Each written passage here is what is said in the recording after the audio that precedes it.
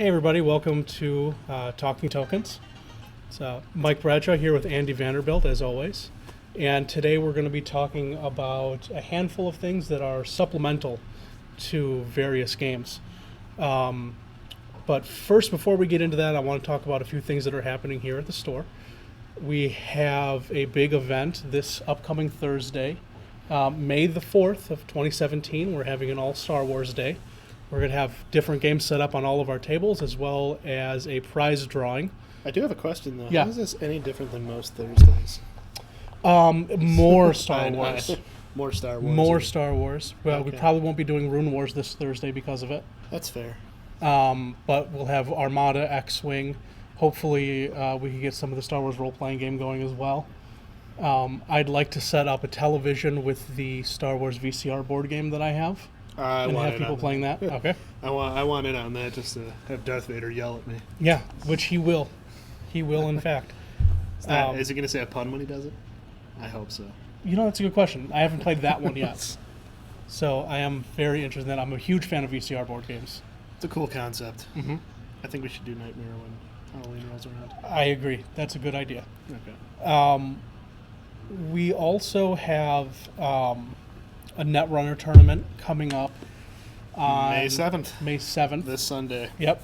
Very excited about this because, as you've seen, I've hit Netrunner pretty hard. Will, another person I'm sure people are... Oh, this said the stream was low quality. But we've been really getting into it thanks to William Brown teaching us how to play. I'm really excited to see. We've actually been getting more and more people coming here on Sundays, and I think it's cool to see another card game a little easier to get into, I would say, than Magic and Pokemon, as popular as those are. Yeah. We are having a... Technical difficulties, it seems.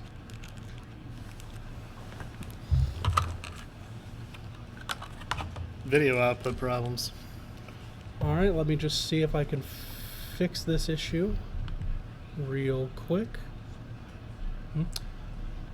Is it really that bad out? It's pretty bad.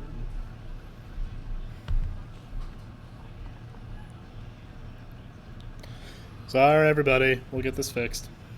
Yeah, and I think that is more of a as it's live, but it shouldn't be an issue while we are when people Recording. come back to see it. Right. Okay. Yeah, we can tolerate that. But yeah, I'm really excited about going back to the Netrunner.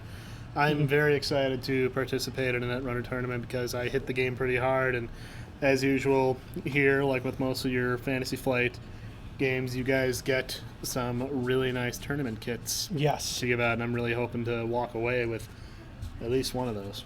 And to show some of the things that we're going to be handing out as prizes for the tournament here, we have a Data Raven card that looks pretty snazzy, if I do say so myself. See, I have to say something really quick. I love when Fantasy Flight does these alt art cards because the Armada ones are fantastic. Yes. And these look like because especially since Netrunner, I think, is a game that's a little more focused on art in a lot of cases.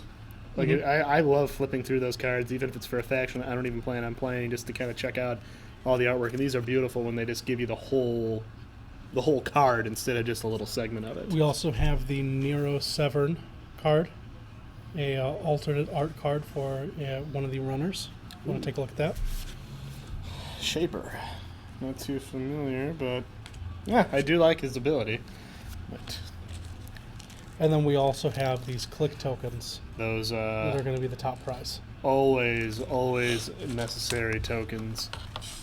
Yeah, very excited about that. So, two big Fantasy Flight themed, I would say, events happening at the store this week with Star Wars Day happening. We're gonna, like you said, we're gonna have lots of Armada, and speaking of which, if anyone's been following Armada matches on YouTube as well as on the Reddit, I just want to give a huge shout out to all the people who came in from that, especially John, I believe, from Cannot Get Your Ship Out. Yes. Fantastic blog if you're looking to get into Armada and you're not sure where to start, because he goes into everything. He actually just did an article, I believe, on some of the supplemental materials you can get to make the game a little easier to play, like different movement templates or range templates.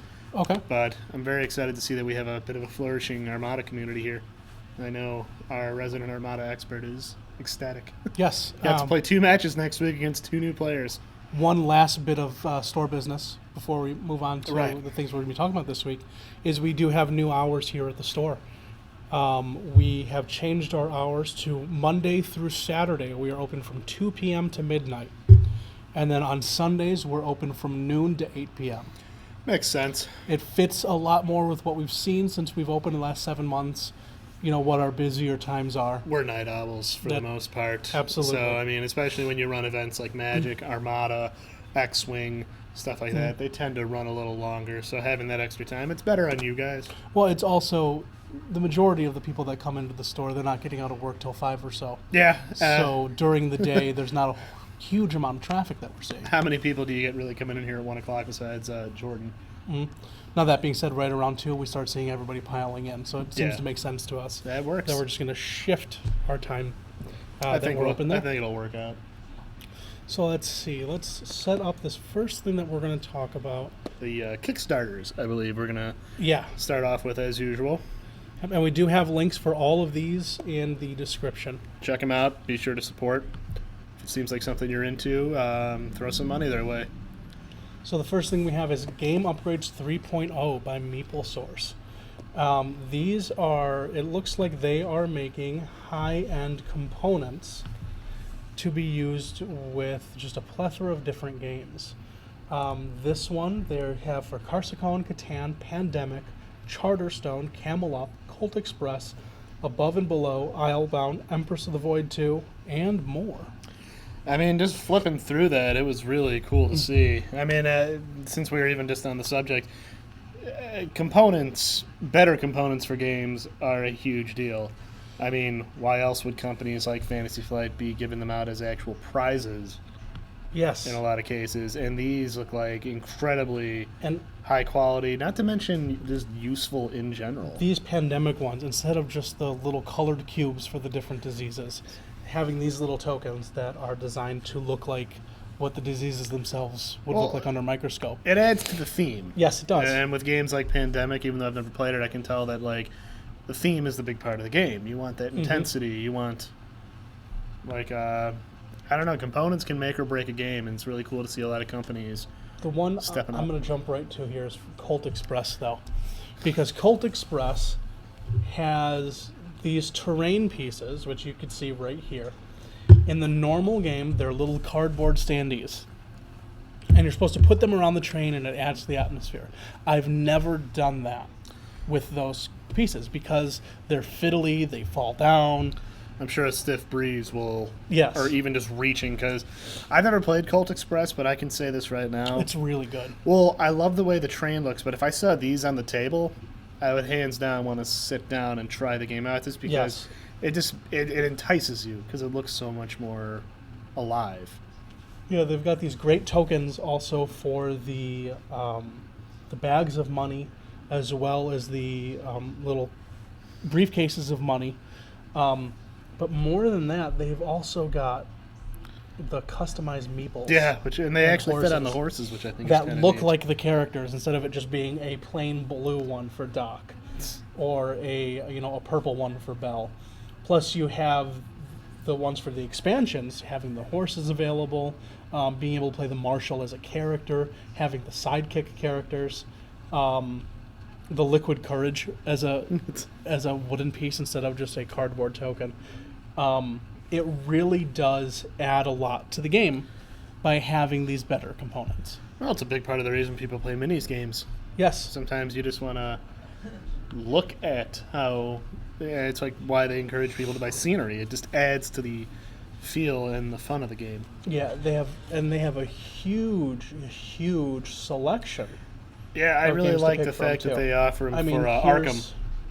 As you know, I'm a big fan of the Arkham card game, and I would hands down buy those in a heartbeat. Just as far as And it- simplicity and just how cool they look. Yeah, and it looks like this is these are stretch goals. Oh yeah, it's feedback on other possible upgrades that they're working on. I think the Arkham ones would be fantastic. Yeah, it just looks like so much fun. There's little meepleized versions of the crew, and these are games that they've done before. So Puerto Rico, specifically the character rebuild. Oh, food chain magnate. Yeah, that's that's an interesting one because the game doesn't come with a lot of high-end components. It's made to look like a print and play older style game, Adding a little pimping it, as they would say. adding a little bit of flair. Well, it's like me buying the broken token expansions and stuff like that. Sometimes you just want your game set up to look cool. Mm-hmm. It looks like they also have little cute versions of the viruses for use in Pandemic as well. If you want to tone down the feeling of despair. Yep. Let's see, what else do we have here? After that one, we have an interesting entry on Kickstarter. You told me about this one. I missed it when I was prowling around Kickstarter. It's definitely an interesting idea. We have the White Box. It's a game design workshop in a box, and the idea is it comes with a book that's a collection of essays by a game designer, talking about what board game design is and different things to look for when making your own game. It also comes with a huge amount of components for use with prototyping your own game. It's a real neat idea, and it's the kind, you could paper prototype anything, just using index cards and things like that, but it does add something to it. Again, having the nicer, tokens where you jump in, you grab components from other games, you say, let's see how we can make this work. It's very much the idea behind this is the best game that all of the best games are in our heads. So it's let's get them out of your heads and onto paper. Well, see, and what I like about this when you mentioned it is once again with Kickstarter, you have a lot of people being able to turn like their dream game into a reality if they have the right idea and the right, pull basically, or the right components. And this game seems like it's kind of going very meta with the idea and giving people the option. You could make the next Kickstarter game. Yeah. You can make the next Gloomhaven, the next any big name game. Mm-hmm. You don't know. You could write down an idea, you could prototype it, realize, hey, this is pretty fun, and you actually have a way to show it. Because we've had people bring in game ideas before, and they always have to use it on little pieces of paper. And yeah, I mean, yeah, it works, but how much cooler would it be if you can be like, this is the idea for a game I had. Put that box down, start taking out the components, and have it ready to go. Yep. And one of the cool things that they have is one of the higher end pledge tiers. This was definitely cool. You get a 1 hour Skype with Jeremy Holcomb, to talk with you about your prototype game. So you could get a bit of a critique. Yeah, a critique. Yeah, you got maybe some kind of being pointed in the right direction by the game designer that's writing the design rules for you. It's such a neat idea. I like it. I mean, I think anything nowadays where you can give something to let people who might look at something and think like, I could never do that, give them the ability to possibly do it. And I think that's a very cool idea, and I think credit goes to this guy. I don't know if it's a team or if it's just one guy. It shows here there's a team of, this guy's made The Duke and Time Machines. We have Doctor Who Time Clash, Horus Heresy, Gloom, Once Upon a Time. I mean, there's some... I mean, the fact that you have someone who worked on the Horus Heresy in there is kind of curious if that's a book or the 30K games. But either way, that's just a cool idea. And I mean, just to have that ability, it's kind of like giving someone the means to make something they want, which is, in once again today's day and age, really cool. It's like it's like how the game Doom, which I'm a big fan of, kind of like how to help. They basically gave people the tools to make levels and stuff for the game. That's kind of what this kind of feels like to me, because it's kind of like a creator saying like, well, no, here, why don't you try? Yeah. See what you can do. And here's an interesting one too. A set of white components, but if they get 100 retail backers. So it's specifically looking towards brick and mortar game stores to participate in this as well. Well, and hopefully I'm not throwing you on the spot here, but I remember hearing that there was you guys were thinking of wanting to do like a game sort of workshop here in like the store. Like a workshop. Yeah. I mean, this might be. Could you imagine how cool it would be if you guys had maybe 6 people do that workshop? They pay for that. You give them that, and then you guys can spitball ideas. Yeah, and you help refine ideas, and then you might be using stuff that doesn't necessarily come in the box, but it's an idea of this is a tangible. like I said, you could make anything on your own, but until you get a framework, or at least a push in the right direction, you might not actually say, okay, you know what, I'm gonna write, I'm gonna make a little screenplay or whatever. I would love to just open this box up and look at the components and think like, okay, I have a game idea. What's the theme? Well, let's say I want to do a horror themed game, but I want to do something different. A lot of horror themed games use dice. What can I do differently? You'll have that box to kind of glance at and sort of shift around ideas. And what you're getting at there is actually something I've been thinking about adding on as a segment on this show, is where we will come up with just kind of on the fly, we'll improv out a basic idea of what a theme for a game could be, and then we work on the mechanics and just kind of spitball it out there. I think that would be a lot of fun. I'm not sure we could do that on this episode, but I think next one, let's I have an idea, though. You don't lay it on me. Well, I thought about it. Social games are a big deal right now. You got these games where it's about bluffing and about... Here, let's switch the camera over to us since we're... So hopefully this isn't derailing things, but who cares? This is where all the fun comes from, right? Go on. So, basically, I don't know, I was thinking about how you have a lot of movie-based games nowadays. You have games coming out on franchises from, our youths, but not just like, standard franchises, but sci-fi franchises, horror franchises. You have Friday the 13th is getting a video game, a new one, which I think is really cool. Mm-hmm. And then you have Big Trouble in Little China getting a board game. Yeah. I mean, after it had a legendary, and you just have so much going on. I thought, what if they made essentially a one versus all kind of game based on the thing? So it'd be a hit and roll game. I think it'd be kind of cool, It's you and like 4 other people maybe, or maybe you can come up with an idea, but you're in the Arctic research base. You can have like a really cool board. Yep. At the beginning of the game, one person becomes the thing. Okay. And then, maybe it reveals later. This is all part of the spitballing idea, but I think it'd be kind of cool because how the thing infects people. Mm-hmm. Like one person becomes it, and then it takes over another person. Yes. Okay, so what I'm seeing, and this is just kind of jumping off your idea. Yeah. What I'm seeing is you have a board, okay, that'll be the map of the place. Yeah. And you've got characters that have their miniatures, but it wouldn't be, necessarily like a hex movement or anything like that. It's more of like you move from region to region. Yeah, kind of like Time Stories. Yeah. Where it has the framework, but it's not like you have to move 1, 2, 3 squares. It's more like, okay, I'm in this room. I want to go to that room. So that's one movement or one time unit. Okay. So what I'm thinking is maybe there is so you're on the Arctic base, something happens, everyone's working on fixing it. Okay? And then when that thing happens, whatever it might be, because you could have different scenarios. Well, that's what I'm thinking. You'll have cards handed out saying, okay, here's the results of the scenario. One or more people might end up getting that. And that would be pretty cool, I think, because that could create a constant... It's like how because I love Fury of Dracula, even though I haven't played it as much as I want to, but I just love that whole subterfuge kind of being... Could you imagine being the player who's the thing? Mm-hmm. Not knowing if another person...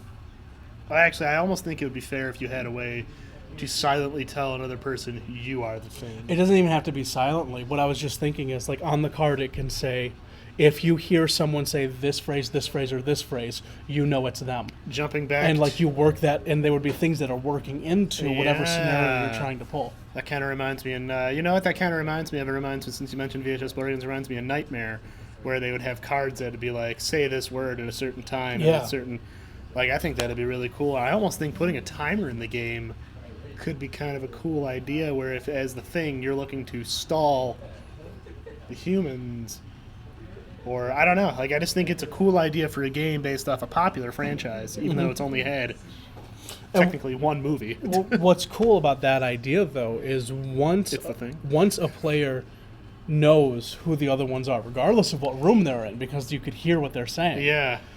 They automatically know whenever they outnumber whoever's in the room with them. Yeah, it's like, I guess the only trick would be making sure, like, because you definitely would want to have someone, you'd want to have the human player be able to pull that R.J. McCready, one man against the odds kind of thing. So I think at that point it would involve some pretty interesting scaling ideas. But see, the only person that would lose in the sense of a full invasion is whatever human player lasted the longest. That's true. So you could have it be once you become, the thing, you're not worried about, oh man, I lost. It's okay, how do we make sure we win? Yeah. And it completely flips the teamwork dynamic. So we should order this, and we should really see that. And I mean, that was an idea we just came up with based off spitballing ideas brought on by the idea of having the tools, tools capable to make a game. Yep. And I think that is a fantastic idea. Which I do think that should become a regular segment. I think it'd be a great idea. I mean, I guess next week should be you, then I would imagine. Sure. Or do that. if I think of a random one. Yeah, absolutely. All right, so let's see here. Let's switch back over here. Gotta try and contact John Carpenter. I listen to the Coupe de Villes. I mean, I know a fair amount. You know a thing or two. All right, so next up we have the TerrainCrate put out by Mantic Games. Mantic Games is a miniatures company. All of the higher ups in the company were former Games Workshop employees. It's a little bit of backstory to anybody who doesn't know. What games have they? 'Cause I know I've seen the name Mantic everywhere. Sure. They do the Bones kits, right? They do Dreadball. That's okay. They do Mars Attacks. Got it. Never mind. I believe Kings of War. Yes. That's man. I can't believe that completely. But yeah, we do actually. And that Mars Attacks game, when you opened that looks. Yeah, it's neat, isn't it? I mean, someone That's who loved those real trading cards neat. and stuff. Those were gnarly looking miniatures, and they were great. Yeah, that's but what they're doing here is they are terrain crates, and the idea is it's this huge amount of terrain and furniture and walls and doors and whatever to help fill out your miniatures play area. Which I'm sure if you talk to anyone who runs, gets pretty hardcore into running like RPGs and everything like that, having enough scenery, you eventually accumulate by going through places like Michael's, Hobby Lobby, basically anything that sells small little dealies like this. You accumulate a ton of them. And what I love about this idea is that just kind of at first glance, it seems like a one-stop shop. So you have the dungeon terrain crate, which comes with 82 pieces. Yeah, I mean, that's for a price of what, $75 was what the price was? I think so. You're talking less than $1 per piece, which is insanely low for things like Well, this. when you consider the fact that it's Mantic, I mean, just look at the miniatures. And look at the quality on this. You have this beautiful wizard study. The variety is really cool. Like, my favorite piece is definitely the sundial. Yeah. Or the, what do you call that, that tracks the planets? Can't even think of it. Yeah, but I mean, I don't know. Like, it seems like it'd be It's really all cool. sciencey. Yeah. It's magic-y, sciencey stuff. This one I really like because it makes me think of Temple of Doom. Yeah, the Abandoned Mine. Again, these come in the same kit. Exactly. Yeah. You could build your own mine. You could build your own mine garden. Of course, what Treasure fantasy room? And just general debris. All in one box. How about the Battlefield one? That's 65 pieces. You get the insane horse and buggy. Cool. Campsite. I mean, I could think of a handful of games where this would be a really fun setting. Age of Sigmar, right off the bat. That kind of seems like it'd be really cool. Or even if you were doing like something like Pathfinder or Dungeons and Dragons and you wanted to set up a scenario. Yeah. It's right there. Same with the fences. You can make some real cool. Or The castle city walls. Yeah. Yeah. Are definitely. And then the last one is the town crate. So you've got your barracks with neat little weapon racks and archery stands, big round tables for troops to sit at, a whole blacksmith and stable section. And a library, of course. Mm-hmm. Some of this stuff I've seen in the other kits, it looks like. Yeah. Like this little desk right here was, I know, in the Wizards kit. And one of this bookshelf I saw in there also. But it's a real... the right terrain adds a lot to a miniatures game. Well, and it seems like they kind of hit, like, the classics for the most part. Mm-hmm. I'd love to see them do like a sci-fi terrain one. And this week it looks like all of the Kickstarters we're looking at have already been backed. They're already completed. So there's no real danger in, but what if it doesn't happen? Yeah. I don't want to get too excited about it like you can see sometimes. These guys blew way past their goal, and they still have 12 days left. Yeah. So next you. up, I'm going to give you the lead on this one because you know more about it than I do. We're switching from Mantic back to their Because we mentioned where they all started from, Games yeah. Workshop. It's been a very exciting time for Games Workshop fans, and I'm still fairly new, only getting into building these things about a year ago. About now, actually, a year ago. But one of the biggest announcements that's had everybody really excited is the announcement and the rules leaking for 8th edition 40k. So for the longest time, Warhammer 40k, I'm sure we've all seen it. You guys sell a bit of it here, but I'm sure odds are most people know the name. They're finally, for the 30-year anniversary of it, they're releasing the long-fabled 8th edition rules, which are, I think after reading about them, because for the longest time, here's what I noticed about a lot of people who wanted to get into Warhammer, and I'm one of them. You get the models, you get over that first hurdle of buying the models, get over the next hurdle of assembling the models, get over the next one of actually painting them, now you got to play the game. And it's intimidating. It is insanely intimidating, especially compared to, like, I had the option of playing Age of Sigmar or 40k. The Age of Sigmar rules I was able to wrap my mind around. 40k, not so much. 8th edition looks to fix that. They're listening to feedback. They're basically looking to make it to where anybody can jump in and get a handle on this game and start playing it right away. They had the release of Shadow War Armageddon about 2 weeks ago. That sold out instantly.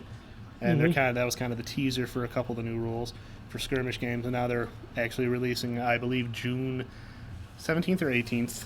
They're still kind of keeping some things in the dark. But they're finally going to make it to where you get the core rules.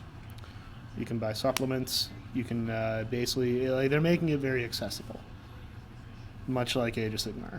And while a lot of people are a little uneasy about that, I think it's great because I would love to play I would love to play 40k. I have a pretty solid Chaos army, and I would love to see more people here. And I think these are going to do a great job of bringing people in because, once again, it's that ease of being able to, like, okay, I have my army. How do I play the game? Well, here you go. Everything has the same. Everything has movement values. They have charts. They have everything to make it easy. And I just think it's great because I think Games Workshop kind of realized that with the amount of miniatures games in the market right now, they're not the only game in town. Yeah. And we've seen that here. How many people have you had on the miniatures table over there playing games? You had your first actual game of Warhammer-related. You had 30K happening on we had tabletop people in day. here playing 30K 2 days ago. That was the only game you have had. And I think this is going to help change that. Because it's going to be just less intimidating. It's going to be something that, you can pick up and play. Well, maybe not pick up and play, but it's going to definitely bring more people in. And I'm really excited about it, and I can't wait for them to... They're releasing the rules just about every day now. I know they just... The charging rules today. They're doing more melee combat rules tomorrow. They've been doing a really great job. And they've been doing really cool things for people who may have been on the fence. Like, let's say you're one of those people who bit the bullet and decides to try and get into this. Say, damn it all, I'm going to learn 7th edition 40k, and you bought one of those codexes. Those really nice books that give you all the details. They actually made it to where you can get a refund on it. Okay. Something almost kind of unheard of, because Games Workshop didn't have the best reputation for a long time, apparently. I only know a little bit about that. But they are allowing you, if you bought the codex, let's say, then they just announced the 8th edition. You're like, crap, they're getting rid of codexes. I just wasted money on this. You can actually send in a voucher, or you can send in a proof of purchase, and they actually will give it, like, you will get a refund. I think that's really cool of them. Like, I think that shows a lot of care for the customer base that they're trying to kind of win back. And I'm trying to think, it's just been a really big influx of new cool stuff. I know the new starter set's going to have Space Marines and the Death Guard, which are a very seldom seen Nurgle army. And one of the cooler things that they just announced the other day, they are going to stop selling a couple different products for 40k when the 8th edition drops, one of them being Dark Vengeance, which is a great starter set where you got a Chaos army and you got a Dark Angels army. So it's kind of like, the Space Marines versus the Chaos Space Marines. I bought that. And they're actually now, until they discontinue it, you get a voucher in there to get a booklet of the new rules. Oh, wow. Like, it's really cool to just see them, because I've heard horror stories of how they were before, where they were just cranking up more and more, like, higher cost, less product, everything like that, and all the models, of course, that are already in existence are going to be usable. I think it's going to be really cool, and I really hope I can convince you guys to try it. I mean, I've played a little bit of 40K, and I've enjoyed what I've played. I've just never really jumped really into it. There's a handful of other games, a handful of other miniature games that I really enjoy. Well, yeah. And it's hard to be part of all of them. Yeah, definitely. I mean, what do we have now? We have Ethereum, Rune Wars. I mean, I got to be learning Mars Attacks now. Yes. I have it. Well, yeah. Yeah, That one, I don't know if we've talked about this, but I would love to live stream the whole campaign. Yeah, I would love to do the that. Mars Attacks game. And the only problem is that we're gonna fight over who gets to be the Martians. we'll figure that out. All right, that's fair. I mean, I don't know. But yeah, I'm very excited to see that, more game companies need to be taking their customer base seriously and really competing with each other in the best possible way. Because all this is going to do is it's going to encourage other companies like Privateer Press and Mantic, with Kings of War being so popular, to probably up their game. Yeah, absolutely. It's just going to become this escalation where hopefully the final result will just be, I would rather have too many really good games to pick from, as opposed to, well, you have this one that's okay, this one that's okay, this that's one all that's there really is. good. Yeah, I think it's really exciting to see that there's like this renaissance of miniatures games. And I think for our last real topic, let's jump over to Wizards of the Coast. Good old Wizards. We have a new Unearthed Arcana that was released. And this is, they're going back to their monthly format instead of twice a month. With the way you keep bringing these up every Talking Tokens makes me think you really want to play D&D. I mean, I'd love to. We got to make that happen. But there's, it's a time game. Yeah. It's all about how do we get to play everything. Yeah. But what's real cool about this is these are subclasses that have shown up on previous Unearthed Arcanas. They've taken a look at the surveys that people have seen after playing with them, and they're saying, all right, we've looked at your feedback, we've modified them, what do you guys think now? See, it's another one of those cases where I think it's really awesome that these companies that have gotten a lot of flack for not caring about their customer base in some cases have taken that to heart, and they're looking to change it by working with the consumers to give them what they want. Yeah, absolutely. So we have for the Barbarian class, we have the Path of the Ancestral Guardian. For the Bards, you have the College of Swords. Doesn't sound like a bard. For the Fighter, you have the Arcane Archer, which is a D&D staple that just hasn't been really present in this edition. So I'm really glad to see that it's made its way back in. And we're still on 5th edition, right? 5th edition, yeah. Okay. You have, and it's also interesting that they've just made it a specific fighter subclass. Normally, so starting in 3rd edition, it was called a prestige class, which means that level 20. You have to take a fighter or a ranger or whatever, and then you also have to take some levels in this arcane magic user class. Exactly, and then once you meet those requirements, you're now able to get into this what's called a prestige class. Yeah, here they're making it a option for the fighter from level 1. That doesn't sound fun. The previous thing, this sounds great. With the monk, there's the Way of the Kensai, which would be like a weapon master. So in this one, in D&D in general, and 5th edition specifically, the monk is an unarmed combatant. Okay? And there are certain simple weapons, but things that you would look at as being modified versions of farming equipment, scythes and sickles. Going off the whole humble warrior exactly. approach. Path of the Kensai allows you to choose one melee weapon and one ranged weapon that you highly specialize and treat them as extensions of your own body. So it has this really neat martial arts master, like weapons master. So basically what you're saying with this is that if, let's say, somebody did like more of a modern take on D&D, I could have gun fu or gun kata. Yeah, I mean, you could like an equilibrium. Let's see what the rules are for the ranged weapon.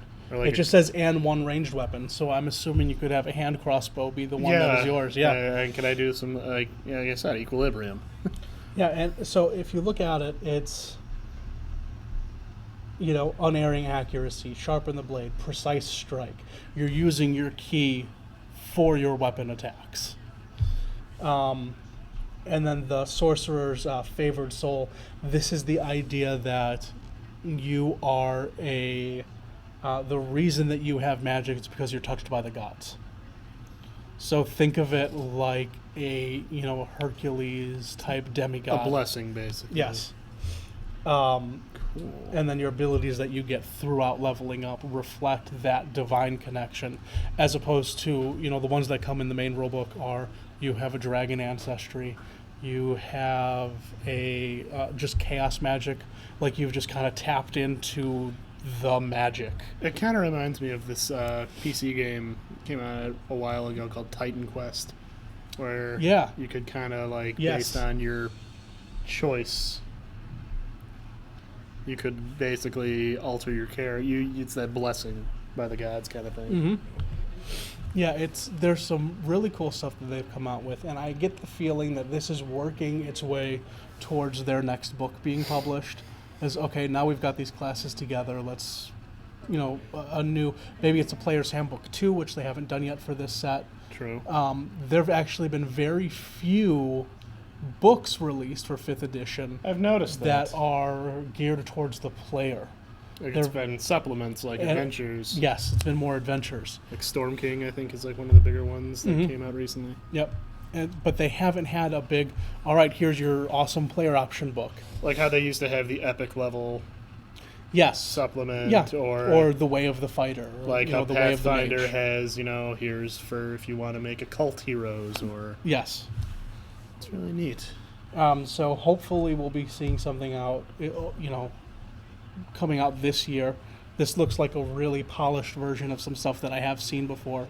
And it looks like that their model that they've been using for 5th edition is let's just play test everything. Which is fair, especially when you consider how widespread something when is. I say play test, I mean open play test. Yeah, like obviously, let in them previous editions, they play let people try before. it. Because, no matter how much you have a focus group of people playtesting things, you don't know how it's going to be once it goes out into the wild. Right. And by giving it to the players, I think that's really one of the smartest, especially with a game like D&D or any game like that, because of how much you can do with those. Mm-hmm. Like, essentially, that's kind of going back to that whole toolkit idea. Like, here are the tools to make your character and your adventure and your villains and stuff like that. You do the rest. Yeah. But having ways to make that easier and more accessible, really important. Mm-hmm. Yeah, so I'm real glad to see that that's coming out. Over the next week, I know we have a new Pokemon set coming out. Jeez, that's right. We have... You just had Amonkhet. Our new Magic the Gathering League is going to be starting next week. We've already started sign-ups for that. I really like what you guys have done with the Sealed League, because as much as I thought the Aether Revolt Kaladesh one was pretty fun, this one, it's tempting. Yeah. Kind of dropped out of Magic for other games because I've played too many, but I have to admit, it's tempting. And then we're going to be getting more and more news about Rune Wars as it comes out. So as we start hearing about more things, I know they've had some announcements about the Leteri Elves. We decided we're not going to go into that necessarily this episode, and we'll wait till we have a little bit more that we could sink into with it. I mean, it's almost seeming like we can almost do an entire episode on Fantasy Flight stuff, especially with their newest resurrected IP coming out soon that we have a lot of people in the store. And we were talking about doing a L5R discussion today, but I think we're going to wait for a little bit more information to come out. Yeah. So that we could really, really take a look at it. Because I know that's one that I think everyone who's playing Netrunner right now is excited to see that Legend of the Five Rings is getting its comeback. Yep. And then at some point soon, we're going to be putting up a unboxing and review for something that we got from the Mysterious Package Company. That's right. So that's going to be one that we're working on it. and we're gonna wait till we're completely done with it before we show what we've seen to you guys. I got to knuckle down and get out my magnifying glass and really try to solve a mystery here. Yeah, it's real neat. It took me a few hours to really crack the puzzle. Yeah, like I almost want to find a night and just hide away. Yep. Just be like, nope, not leaving this room till I solve this puzzle. I'm trying to think if there was anything else, because there's a lot going on recently. Yeah. Like, I know Dark Souls, the board game, came out. I'm very excited to receive that from Kickstarter. I was one of the first backers for that.